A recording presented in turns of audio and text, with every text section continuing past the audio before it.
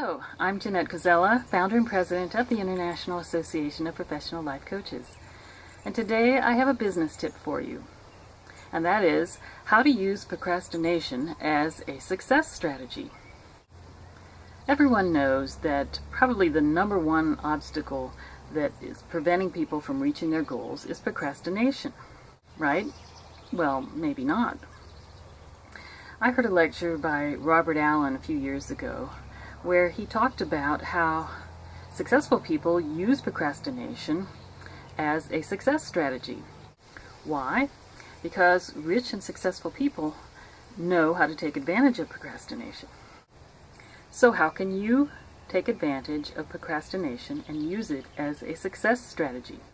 By using the 80-20 rule, which is also known as the Pareto Principle. And that is the observation that most events are distributed evenly. So for example, 20% of input creates 80% of output. 20% of workers produce 80% of the results. 20% of customers produce 80% of revenue. The point to realize is that you can often focus your effort on the 20% that makes the difference instead of the 80% that doesn't. When applying this to your business, a successful person will focus 20% of their business activities on the important tasks that are producing revenue and procrastinate on the 80% that aren't.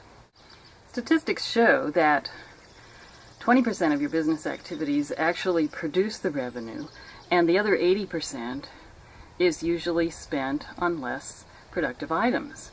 So for most people, those 20% activities are the ones that are the hardest, and so they don't do them first. They procrastinate on the 20% and do the 80% activities that are not that productive. So you have to switch that around and work on the 20% and procrastinate on the 80%. Now what's included in that 20%? Some examples include making sales calls, formulating contracts, writing business plans, and general marketing. Unproductive activities are things like reading email, going on social media and not being engaged in marketing, playing around on the internet, and going to meetings. And yet successful people know how important it is to make that 20% of the most productive tasks the priority. So if you procrastinate the easy stuff and tackle the hard stuff first, you're going to be further ahead, and you're going to be using procrastination as a success strategy, just like other successful people.